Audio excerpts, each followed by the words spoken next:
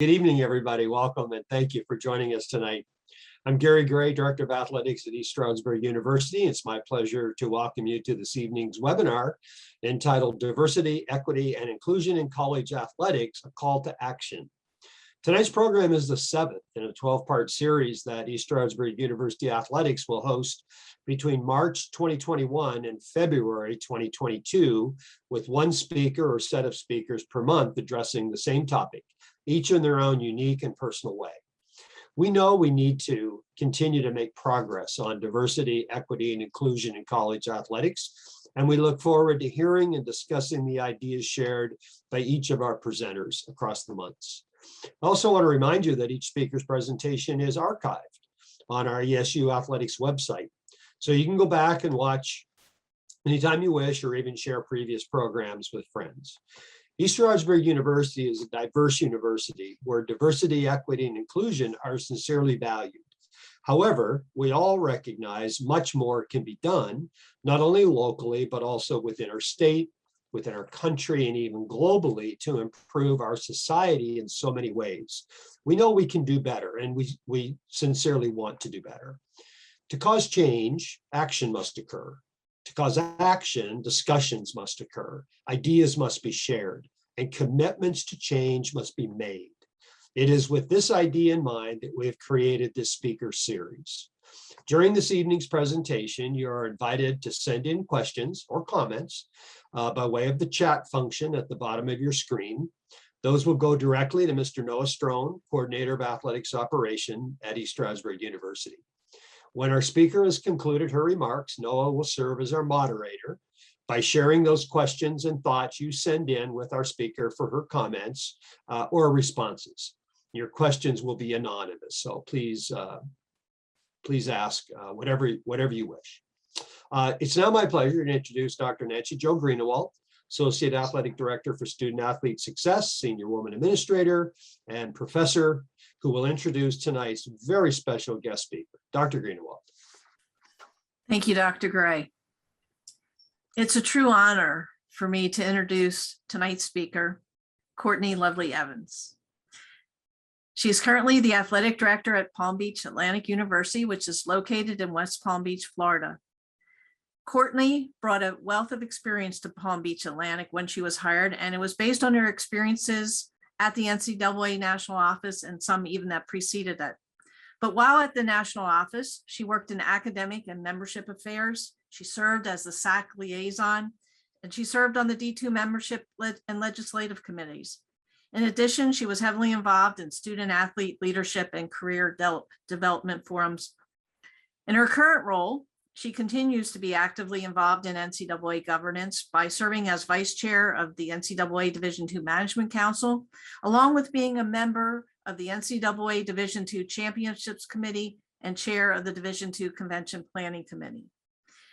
In speaking with Courtney a few days ago, there's no doubt in my mind that she is a transformational and servant leader whose mission is to celebrate and empower others. As a result, it should be no surprise to any of us that she was named the 2021 Women Leaders in College Sports Division II Nike Executive of the Year. But for tonight, I'm excited, as I know many of you are, to hear her story and particularly to hear how DEI initiatives have impacted her life and influenced her leadership. So Courtney, welcome, and we look forward to your message. Thank you so much. I get a little freaked out when people read bios about me, so I had no idea what Dr. Greenewalt was going to say. Thank you for keeping it brief and brilliant. And I want to thank Dr. Gray for this opportunity and his commitment to the conversation of how we can be better in the space of diversity, equity, and inclusion. And I like to say diversity, equity, and belonging. But tonight we're going to talk about a call to action. And so I'm going to start things off, and know I'm going to need your help because I am not tech savvy, but we're going to start off with a little bit of Q&A this evening. And I know that I have family, I've got friends, and I've got Selfish Nation here while I'm presenting. So you are not permitted to put answers in the chat because you know the answers to these questions. But my first question for tonight is, what sport do you think I played? What sport do you think I played? Noah, and you let me know as those answers are coming in so I can make some notations about what folks are saying. Nothing so far. Nothing so far. Come on, folks. Phone a Throw your answers friend. out in the chat. We got track and field. Track and field, okay. We got volleyball. Okay. Basketball, okay. Your head women's basketball coach that said that. Got it. Come on, basketball, okay. Anything else? They're coming in. I think our whole women's basketball team is watching. Okay, that's fine. They're rooting for one basketball. screen, so that's probably That- 15 votes. I don't know. I'm just saying. They're all saying basketball. All right. That's So one or basketball. just I saw saying. volleyball. I saw track and field. Okay, so this is a picture. Hold on, hopefully it'll go. This is a picture of my husband. Love this man. We just celebrated our 1-year anniversary on Sunday. But what sport do you think that my husband Rick played? I'll go back to the picture for you to see him. What sport did my husband Rick Evans play?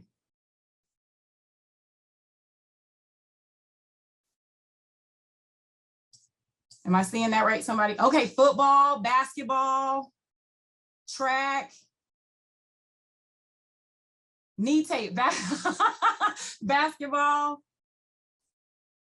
not an athlete, okay. Football, all right. Give folks a few more minutes. Football. All right, so I'm gonna keep it moving for the sake of time. So the correct answer for me is that I did not play a sport. I was not a student athlete. I don't have an athletic bone in my body. I cannot run, I cannot jump, I cannot shoot, and I cannot swim. I have taken swimming lessons twice, and I cannot seem to coordinate the hand motion and kicking my feet. So yeah, did not play a sport. My husband, however, was not a football player, was not a basketball player. He was a Division I cheerleader. Now, as we dive into this presentation tonight, I want us all to come to the realization that we all have biases. And biases are beliefs that are not founded by known facts about someone or about a particular group of individuals. So when you see me, you see that I'm a 5'10.5" African-American woman. And so there are biases that are inherent with that. She maybe played basketball, maybe track and field. Why couldn't I have been a golfer? Why couldn't I have been someone that was into equestrian? My husband, you see him, he's a relatively larger African-American male. And there was football, there was basketball, for us to recognize that. And so what made you think those things? When you see me, when you see his picture, was it the height? Was it gender? Was it race? Was it because I'm an athletic director and have had a 12-year long career in collegiate athletics that the assumption was made that I was a student athlete? For you all to think about that. So I love this slide because I feel like this slide are the pieces of me. And so Dr. Gray asked me to just kind of share my story. So I was born in the south suburbs of Chicago, Illinois, and I was reared in a single parent home. So if you look at this picture, you see a picture of little Courtney with her younger brother and her mom, which I know my mom is on here because she supports everything that I do. So hi, Mom. I was reared in a single parent home. And so when people hear that, it's like, well, where was her dad? What was going on there? My dad was very active in my life. My parents divorced when I was 5 years old. So he was not an absent father. He is very much so an active part of my life, even to this day. So reared in a single parent home and reared in a Christian household. So at 8 years old, I got baptized. Grew up in the public system, education from a public school system standpoint. Moved to Atlanta, Georgia when I was 11 years old. Graduated from high school, did not play a sport or attempted to do a sport. I attempted to throw the shot put and discus, but I really did that to take the cute athletic picture. Really wasn't athletic at all. Heavily involved in ROTC, heavily involved in the performing arts. So fun fact about me, I actually sing and I actually act and I dance a little bit. So went to Valdosta State University for undergrad, which is in South Georgia. Went there thinking that I was going to be a doctor, thought I was going to be a pediatrician. I cannot stand the sight of blood or the sight of needles, so I don't know why I thought that I was going to be a pediatrician. Failed my first test ever in zoology and immediately changed my major to undecided because I felt like, God, you cannot be calling me to be a medical doctor if I failed. So I changed my major ultimately to public relations. I had a cousin while I was a freshman in college, a very distant cousin that was drafted from high school into the NBA. So I think in my mind, I thought, oh, it could be cool to be in his entourage. I didn't know what I wanted to do in his entourage, but I thought it was pretty cool that I had a cousin that was playing for the NBA. So I changed my major to public relations, and I thought maybe I could do some things like image management for him, just to be down with the, NBA crew and everything like that. Graduated from Valdosta State with my degree in public relations and recognized like, maybe I want to work in sports. And I think I was thinking more on the professional side of the house, again, because of that connection with my cousin. When I graduated, was not able to find a job in sports. I wasn't a student athlete, and I didn't have a network to build from. So I took a job at the High Museum of Art, and you can see that there's the picture with the lovely lady sitting out there with the alphabet signs for an event that we have. But I worked at the leading museum in the Southeast. And that was significant because I was the only person of color that worked on the first floor of the High Museum of Art. So when I got that job, you better believe that my mother was so proud, chest stuck out like my baby is working at the High Museum of Art. And I am the only person of color on that executive floor as the communications assistant. And so that was just a very interesting environment to be in. Again, the first floor was executive. There were other people of color in various different areas of the museum, but recognizing that the first floor was kind of like the Holy Grail. That's where the executive director, the deputy director, they were all there. And so questions would arise like, how did she get here? Who do you know? Well, I didn't know anyone. I didn't have a background in art history. It was really just based off of, I went for an interview and I guess I wowed the HR director and the lady that I was actually working for. So had the opportunity to do that, but had this passion that I really wanted to work in sports. But you start working a full-time job and I'm like, I feel like I need to go to graduate school, but I'm working full-time. I've got benefits. I really can't go and be a graduate assistant. So how is this going to all work? And I end up finding an opportunity at Georgia State University. So not having to leave the great city of Atlanta. And I worked in the athletics department as the assistant to the AD. The athletic director at the time when I got hired was a woman of color, Mary McElroy, and folks will hear me talk about her all the time because I feel like she was the one that paved the way for me in my career.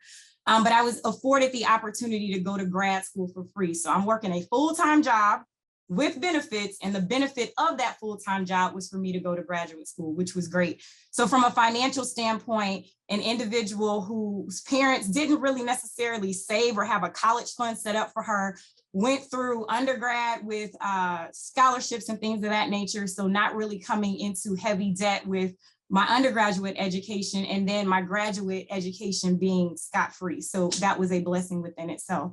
So I worked at Georgia State as the assistant to the AD, was there during a very amazing time in the life of that university and the life of the athletics department, and they started football. So I got the opportunity to work at Georgia State University while they were starting football, was there for the first season of football, and felt like I wanted to do more. And I felt like at Georgia State, I really started to get this interest of working in collegiate athletics. I remember my time at Valdosta, and I felt like it was transformational for me, and the opportunity to work with young men and young women ages 17. And I like to say, because we work in Division II, to 25 is just such a crucial part in their lives. And so I know that the individuals that made impact on me, that I still love them. I mean, I've got a professor that's come and visited me in West Palm Beach for the holidays, that I wanted to have that same type of impact in the lives of young men and young women. So I decided I really wanted to focus my career in intercollegiate athletics. but still really no network because I was the assistant to the AD. So I didn't have this like glorious title where folks were like, really like, oh, let's talk to her. Hey, let's mentor her. I was literally the AD's administrative assistant, her secretary. I'm answering calls, I'm doing travel, all those different things. And so there was an opportunity that I found at the NCAA national office in Indianapolis, Indiana, to be the coordinator of student athlete development. And so I left everything that I knew and loved and took a chance and went to the NCAA national office, the mecca of college sports. So I felt like I needed to go there to really have the opportunity to learn everything about our industry. Worked there in student athlete development, helping student athletes, coaches, and administrators prepare for whatever their next right step was from a professional perspective. And during my time at the NCAA, had the opportunity to also work with the Division II and Division III ethnic minority grant programs. And so these are programs that create a pipeline for ethnic minorities and women in college sports. So if you're not aware of these programs, you need to familiarize yourselves with them. And Terry Steve Gronow, who currently serves as the vice president for Division II, I would say that she was mentoring me the entire time that I was at the NCAA. This is not a woman of color. This is a white woman that for whatever reason saw something special in me and decided to mentor me and recognized that I really wanted to get back on campus. I was not going to be an NCAA lifer. And so in that, having connection with her, there was a position that was created in academic and membership affairs in Division II that she specifically said, you know what, this job is for Courtney Lovely. At the time I was Courtney Lovely. And so it afforded me the opportunity to interact with university presidents, with athletic directors like Dr. Gray, with conference commissioners, with faculty athletic representatives. The individuals, if I'm really gonna go back on campus, are going to have opportunities for me to come on campus. So it was great for me to get that experience, worked in that area for about 1.5 to 2 years. And a call came into the national office from Palm Beach Atlantic University, the former athletic director. And she's like, you know what? I'm looking for a number 2, someone to oversee internal operations. We're a faith-based institution. So they were looking for something very specific. At PBA, we are a Christ first institution and we are unapologetically Christian. And because of that, you know, conversations about my faith and my faith journey came up in the interview process. And so I left Indianapolis, Indiana, and made the trek to beautiful West Palm Beach. I do not have any regrets about that because I don't have to deal with cold and awful winters anymore. And I know my friends at East Stroudsburg have to deal with snow, but I don't have to deal with that. It's like 88 degrees today here in West Palm Beach, Florida. But I came and took on the number 2 role here at Palm Beach Atlantic University. Worked in that position as the Senior Associate AD for Internal Operations, SWA, and Title IX Deputy Coordinator. So yes, all those different titles. And in April of 2019 was elevated to the position of Director of Athletics. So that is my journey in a nutshell. So those are the pieces of me. And obviously I have shared that I got married on September 26th of 2020. So that's one of my favorite photos from my wedding day. So who am I? These are just some of the many facets of who I am. And for you all to think about, when you see these words, what comes to mind? I tell people I'm a Christian, I'm a woman, I'm African-American. These are things that I can't take off. I can't take off that I'm a woman. I can't do anything about that. When you see me, I identify as a woman. You're gonna identify, those are the identifiers. I can't take off this brown skin. I'm a Southern belle. I'm a wife. I'm a stepmom. My husband has a 20-year-old daughter that's a junior at the University of Kentucky. I'm a daughter. I'm a sister. I'm an athletic administrator, an advocator for student athletes. I'm a mentee. I'm an educator, and I'm a visual learner. So what do you think about when you hear those things? There are certain connotations and biases that may come with those things. I know that as I identify with being from the South, a lot of times people think like, oh, she's a little slower in the way that she does things. Oh, she can say things nicer because there's a Southern accent behind it. And please do not be fooled. When I say bless her heart, that's probably not a good thing. So for folks to just realize the biases that are associated with even the things that I identify myself with, and some of the things that I can't help but be because this is who Courtney is. So when we talk about diversity and inclusion, a call to act. I feel like a lot of times folks are like, oh my gosh, this is so high level. What can I do? And it doesn't matter what position that you're in. You can be the athletic director. You can be the president. You can be a coordinator. You can be a student athlete that is a part of SAC on your campus. How can you act? I think that there are 4 things for us to think about, and I'm going to dig a little bit deeper into each of them. Provide opportunities. Recognize the power of representation. Watch your language and think about me before you think about you. So let's dig a little bit deeper into that. Providing opportunities matter. So I want to encourage each one of you. How are you using your power, your ability, and your influence to provide opportunities for underrepresented groups? Are you the hiring manager? Are you on the search committee? Are you only mentoring people who make you comfortable? Who are you sponsoring? Who are you recommending? And I would even take this on the side of coaches as you're recruiting student athletes. Who are you recruiting? Who are your coaching pockets that you go to in the recruiting process, if we're really talking about opportunities? So how did I get to the chair? It was because of each of these opportunities that was provided to me. Amazing mentorship at the High Museum of Art. Although not in collegiate athletics, I learned so much about professionalism. I learned so much about office politics from being in that environment. Then I go on to Georgia State, where I have 2 female athletic directors that I had the opportunity to work with. And just the opportunities that were presented to me during that period of time, I was able, as the assistant to the AD, and again, as the administrative assistant, being able to participate in the Women Leaders Administrative Institute. So that was huge for me, increasing my network during my time at Georgia State University. In fact, one of the young ladies that was in my class in that administrative institute was actually my supervisor at the NCAA for that first position that I had at the NCAA. So the power of those opportunities.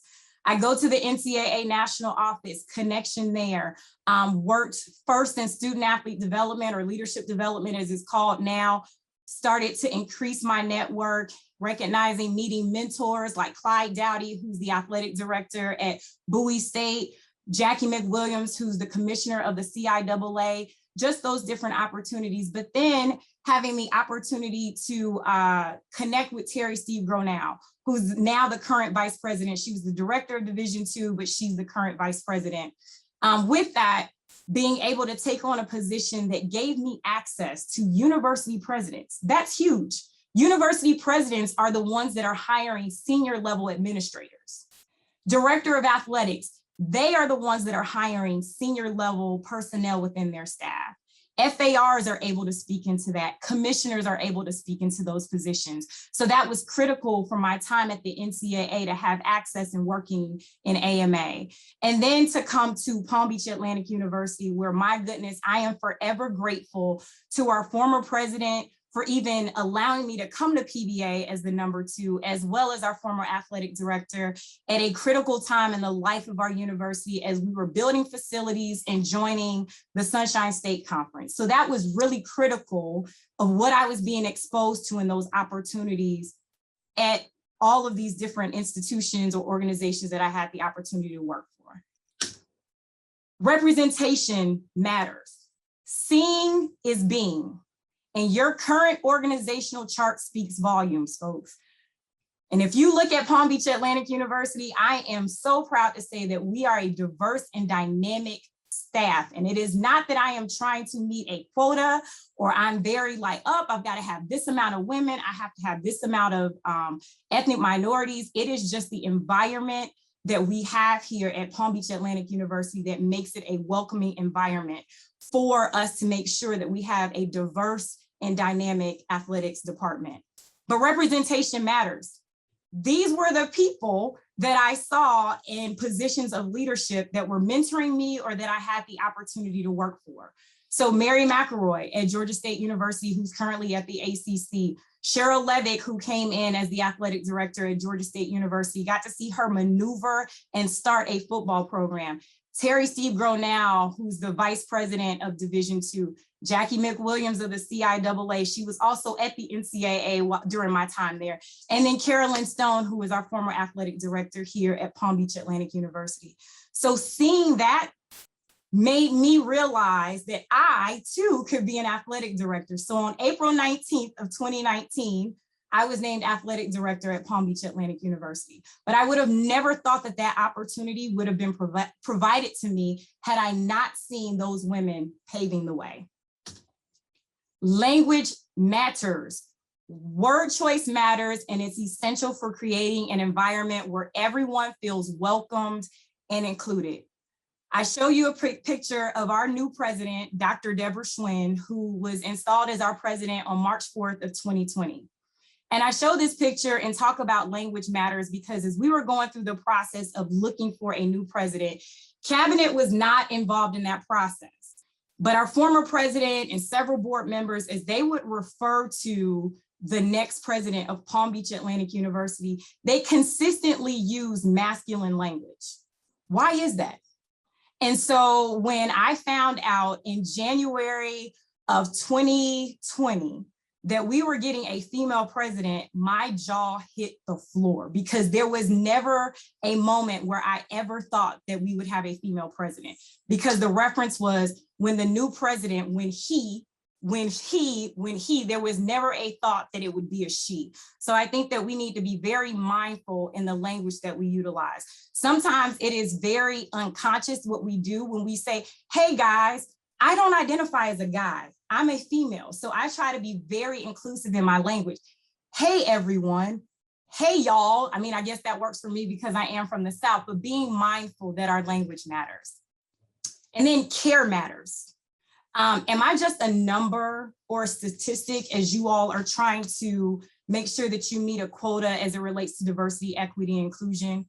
Will you use me to answer all things for underrepresented groups? Let me tell you, I am not the voice for all Black people, okay? Because Courtney Lovely Evans likes it does not mean that the next Black person or the next underrepresented person is going to like it.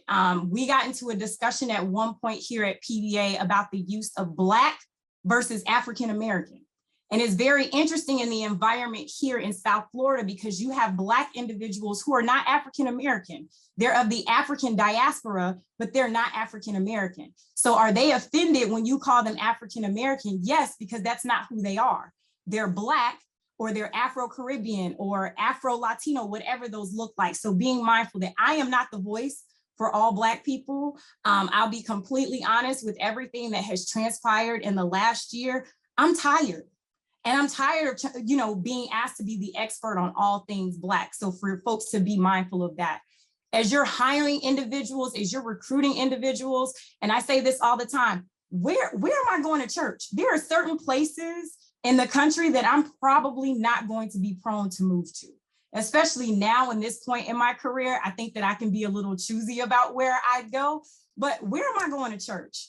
Or where are these curls getting taken care of? I can't go into hair cuttery to go get my hair done. So for people to be mindful of that.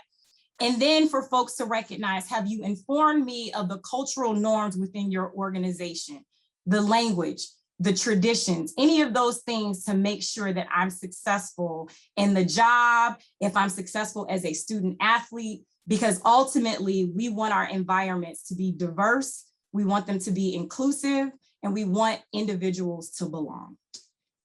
So thank you. That's my presentation for tonight. And it looks like Noah was saying I have some questions already. Okay, thank you, Courtney. Really appreciate it. Very nice. Really, I liked your slides. In fact, I had a couple of questions written that have already been answered on your slides, so I won't need to ask those. So thank you very much. I'll just start off while Noah's kind of getting a couple ready there, and Dr. Greenawalt probably has one or two as well. But when you're at the NCAA office and you were, you made the decision to go out to a college campus, to go out into the field, so to speak. Were there lessons learned early on related to diversity, equity, and inclusion that maybe as compared to any sort of expectations you had, like what did you expect and what did you find?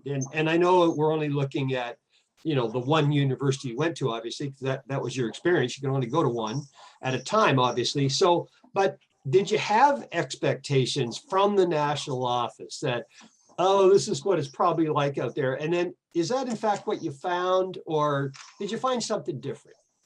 So I love that question. I would say that in coming from the national office and working with member institutions, that I was very aware that just because I was at a very diverse environment at the national office, that it did not look like that at our member institutions. I think that that's why those grants exist in Division II and Division III.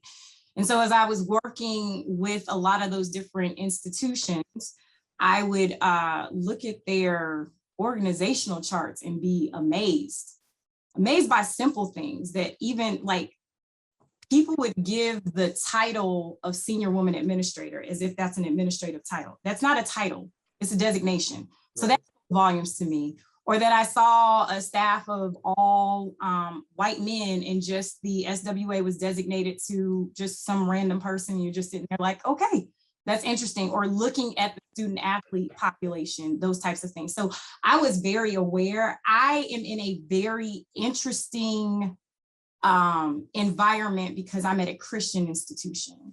And so when you across the board in Christian higher ed, you do not see a lot of people of color in leadership positions in Christian higher ed. Gotcha. Change. So even when we talk about language matters, when I took this job, a lot of people, and I still hear it from time to time, I'm referred to as a unicorn. A unicorn because I am a minority female and I'm Christian. And I'm like, really? I know other administrators that look like me that are Christian, but I'm referred to as a unicorn. And I'll be honest, Gary, I think that I only know of 2 female administrators, myself and another young lady, she's at Roberts Wesleyan, that are senior level administrators that are women of color that are at Christian institutions or faith-based institutions, if that's what you want to refer to. Well, thank you. And I'll ask one more, and it's actually, it'll serve as a follow-up to what you just said, but I actually had it written down, so I didn't know you're going to give that example, but I want to ask it. And as I do, please send in any questions you'd like on the chat, and they'll go into Noah, and he'll, in a few moments, I think we'll let Dr. Greenawalt see if she has 1 or 2, and then we'll let Noah spend the rest of the time asking your questions. But Courtney, with regard to the comment you just made, in terms of barriers or obstacles or discrimination or unequal, I mean, if we look at inclusion or equity, any lack thereof, as you look at the issues related to color, and as you look at the issues related to gender, and then faith-based, and this is probably an impossible question, but I'm going to ask it. Is there one that is more challenging or frustrating or difficult or just more terrible to deal with? I mean, any sort of, I get it. Anything that is not equitable is unfair. But is there one that's really the most difficult? I would probably say, I think that the one that's probably been the most difficult is probably within the faith-based sector. Interesting. Have someone that I can talk to about it. Interesting. Ask for, hey, how did you navigate X, Y, and Z? Yeah. So clearly God has called me to blaze the trail in that regard. So it's funny, the young lady that's at Roberts Wesleyan, her name is Femi. We were connected by one of my former student athletes that's in senior leadership at Yale. And she was like, I want you to meet one of my friends. She's in Christian higher ed, all of those different things. And we were on the phone for 2 hours. Now I'm a talker.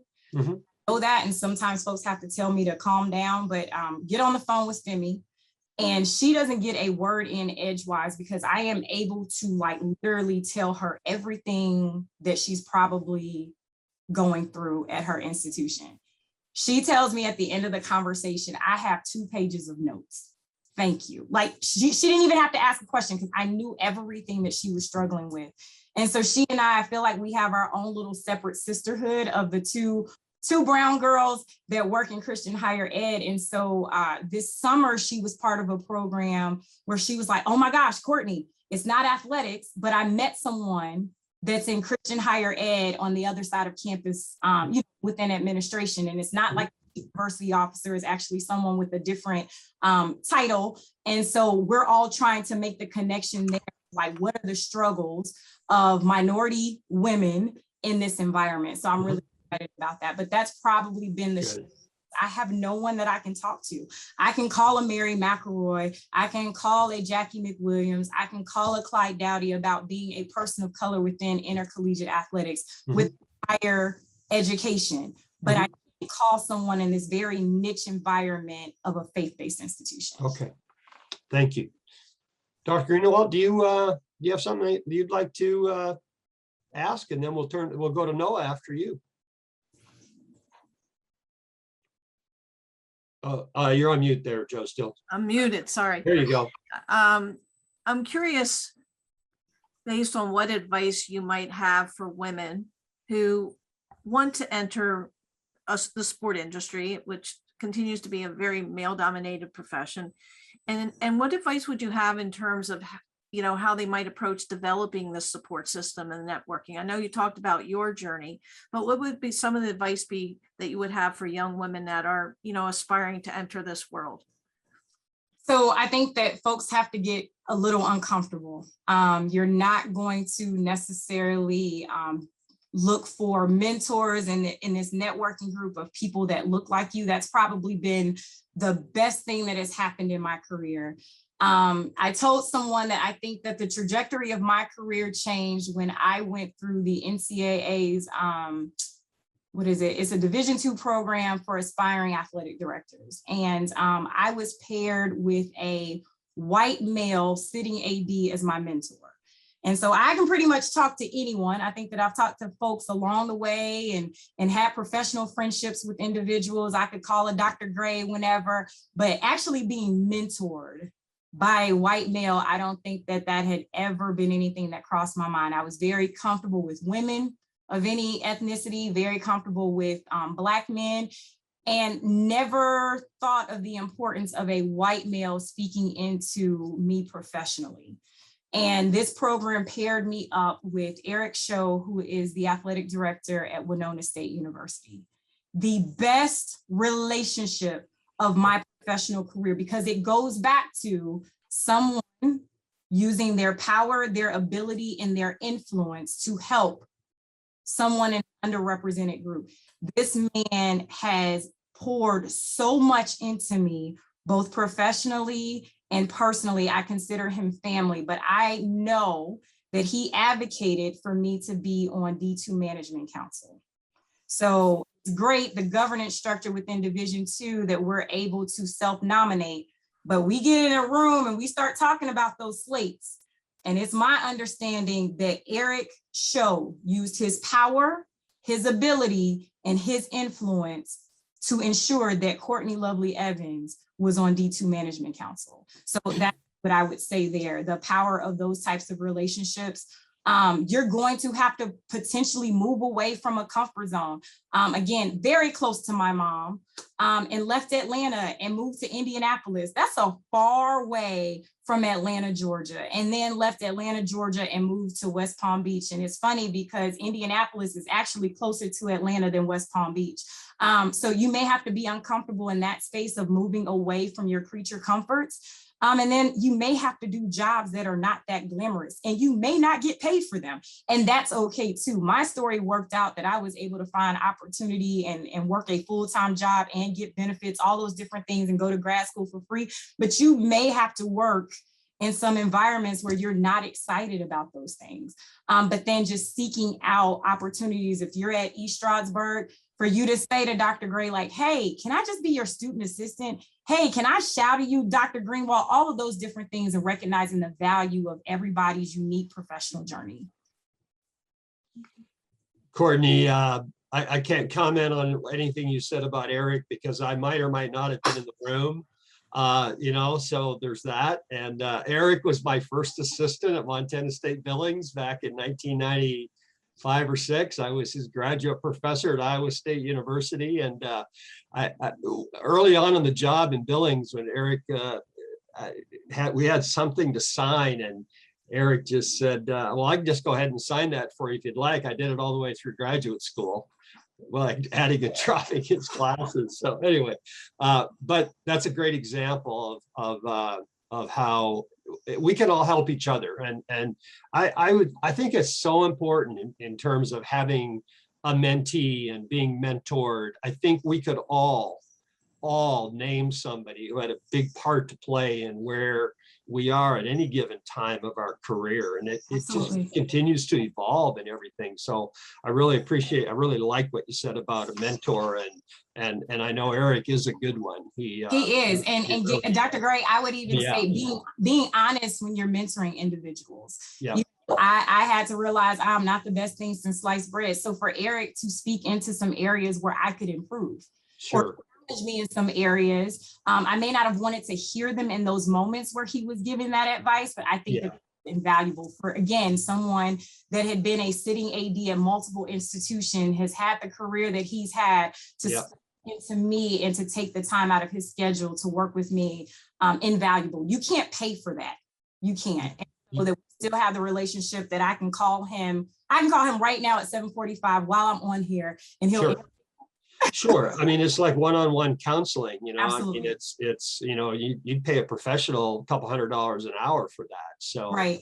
And maybe that's the answer to this next question, Courtney, but I mean, is the single, or not the single, but a major thing in terms of action that we can do better in terms of more diversity, more inclusion, more equity, and then just getting better and better, is one of those big building blocks mentorship and caring and reaching out to mentees and say, look, hey, you didn't ask me to be your mentor, but I'm here if you're looking. You know what I mean? I think that those relationships have to happen organically. It's great when it's facilitated through organizations, and that's what happened.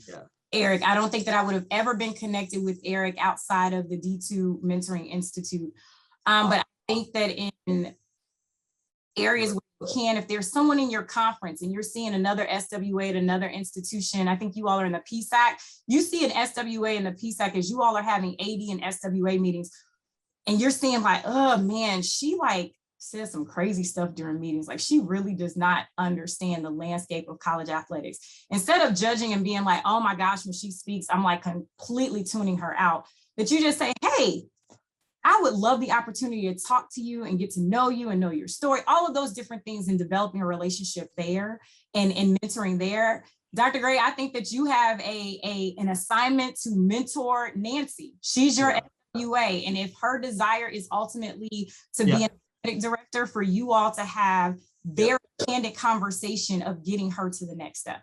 Sure. And I think, Krista Montague, who just recently retired or resigned into a different career at Montana State Billings, but I had the pleasure of working with Krista for 9 years, and I apologize, I don't mean to make this about me, but it's just a simple example of how you're in that situation, and you just have to take that opportunity to. Absolutely. But then it grows exponentially, right? I mean, one becomes 2, and 2 is 4, and 4 is like 16, and 6. I mean, it's exponential, not just. Absolutely. It doesn't just double; it multiplies. And so now that I'm in the room for the council, and we're looking at slates of individuals, me being able to use my power, my ability, my influence to then, hey, maybe we need to be looking at these individuals. I continually have conversations with my colleagues of, when we see these slates, we need to challenge our conferences to find people of color. Now, there may not be some in certain regions of the country. I get that, but we gotta be better. We've got to do better in those spaces. And we may have to take chances on younger individuals, less experienced individuals, but there's the opportunity to mentor them in that space to make sure that then they're raising up the next generation as well. Okay. All right. Thank you. Joe, did you have something else? I was just thinking, a few years ago, I heard Donna Lopiano talking when she said that she was, thinking about hiring, and I think when it comes to hiring and we talk about diversity, there's an intentional component. And one of the things that struck me by her response was that she said, I always have a list of names in my back pocket. In other words, individuals that, you know, she's probably either met along the way or has connections with, that if this coach would leave, this would be my list, my go-to piece. So thinking about that, how do you approach, you know, in your role as AD, you know, if a position comes up, how do you put this into motion in terms of intentional and reaching out to people that potentially can continue to move your institution's mission forward? Absolutely. I think that it's a little bit different for me because it is a Christian institution and I have to hire someone that's mission fit, but there's still an intentionality there. Obviously going to go through the processes of putting those jobs on the appropriate job sites, but I'm a part of, I guess, a group that's on Facebook called Black Women in College Athletics. It's not that, I can't remember the actual name of it, but there are a lot of times because of the women that are in that group and that the ranges of where they are, Division I, II, III, NAIA, NJCAA, that I'm sending, hey, I'm posting for this job. You all know me, you all know my institution, you know what I'm looking for. Send me some names. Now, it may not be the names that they give me. It may just be sparking a conversation with those individuals. And that has happened where they may give me a name of a minority, they may give me a name of a woman, whatever that looks like. And I'm just sparking a conversation. They may not work for my position. But when a Gary Gray has a position open that I can say, hey, you may want to check out this individual. I mean, I literally do that all the time. I had an AD that reached out to me during the summer. I did a women's lacrosse search and they asked like, hey, great, you got a woman, but I'm looking for a women's lacrosse coach. Can you send me the names of individuals that were in your search? 100%, I'll send those names, sending those names over of the quality candidates. There is an AD that I admire currently hiring a softball coach. I'm hiring a softball coach.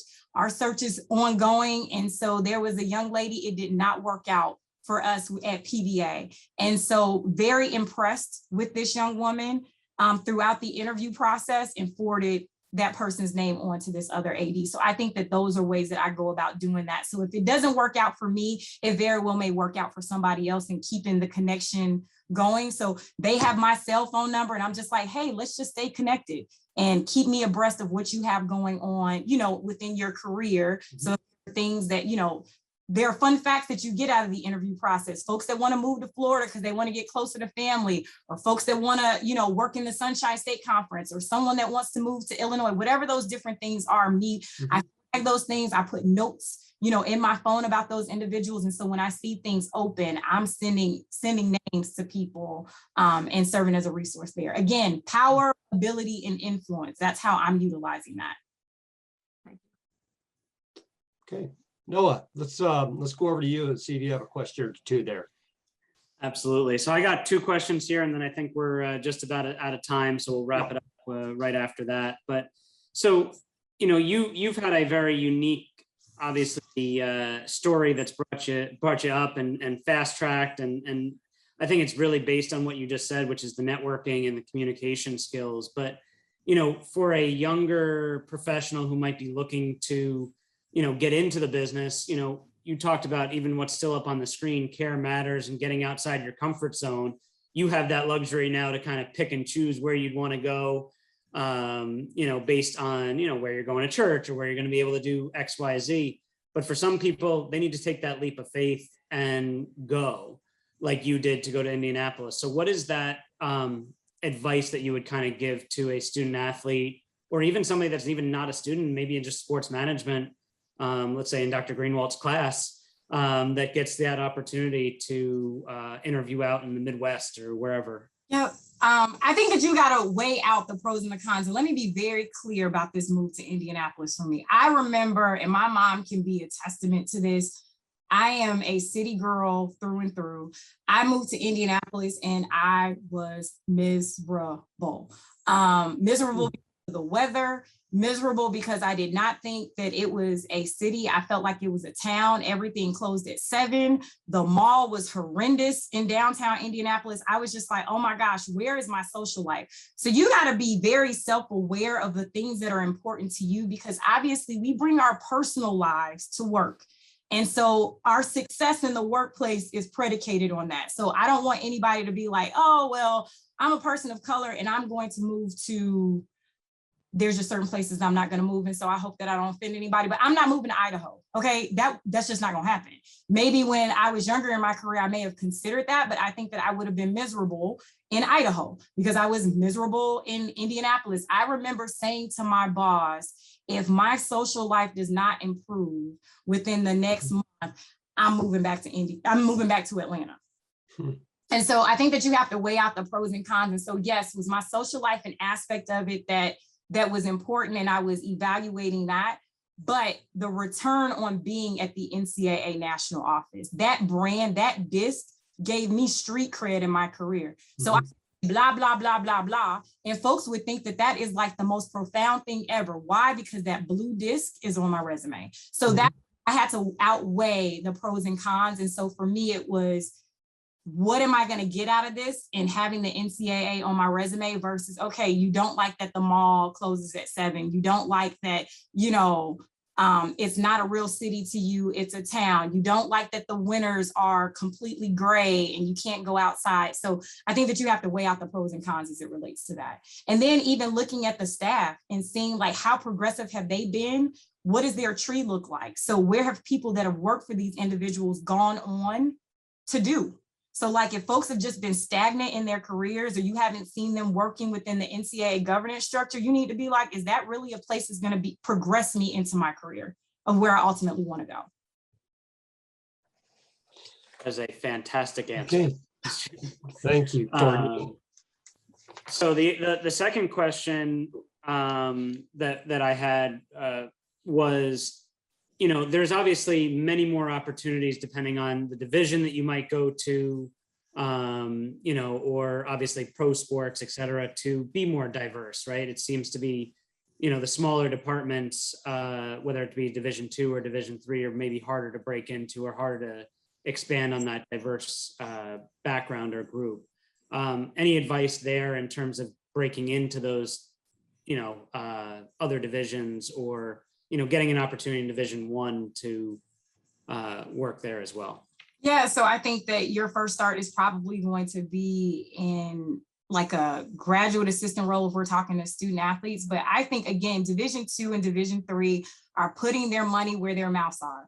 And they're saying that there needs to be a commitment to diversity, equity, and inclusion, and they are putting dollars toward those initiatives. So the Division II and Division III ethnic minority and women's internship grant program, every Division II and every Division III institution should be applying for that. It's free money for you to have an opportunity. For Division III, it's for 2 years. For Division II, it's a 1-year internship. And then they have the Strategic Alliance matching grants, which are opportunities to create a pipeline for ethnic minorities and women. I'm actually applying for that grant to provide an opportunity for a minority female to work in our compliance area. So I think that you need to look at the NCAA's website as it relates to those particular programs. If you're at an institution, to an athletic director and saying, hey, have you heard about these grants? And maybe I know of individuals that wrote the grants personally for the position that they ended up being hired for. So I would look at that. I would also look at the NCAA page of who's been awarded those grants and reaching out and saying, hey, is this position open? Would love to talk to you about those opportunities. But I think that that's huge in Division II and Division III. And again, that Division II and Division III allows you to self-nominate for opportunities within the governance structure. Well, thank you, Courtney. Believe it or not, our hour is up. That was fast. It flew by. So, Courtney, thank you very much for sharing your thoughts and comments with us tonight on this very, very important topic. We really, really do appreciate it, believe me. And thank you for answering the questions, addressing comments as we just did here for the last 15 or 20 minutes we received from viewers. Noah, Dr. Greenawalt, thank you also, as always, for being part of tonight's program and interacting. And finally, Thank you, everybody, for joining us tonight to be part of East Stroudsburg University Athletics Speaker Series. We invite you to submit ideas related to areas of diversity, equity, and inclusion you would like to see addressed in this speaker series, and we invite you to suggest the names of potential future speakers. We hope to see you again next month. We plan to announce the speaker and date for October very shortly. Thanks, everybody, and good night.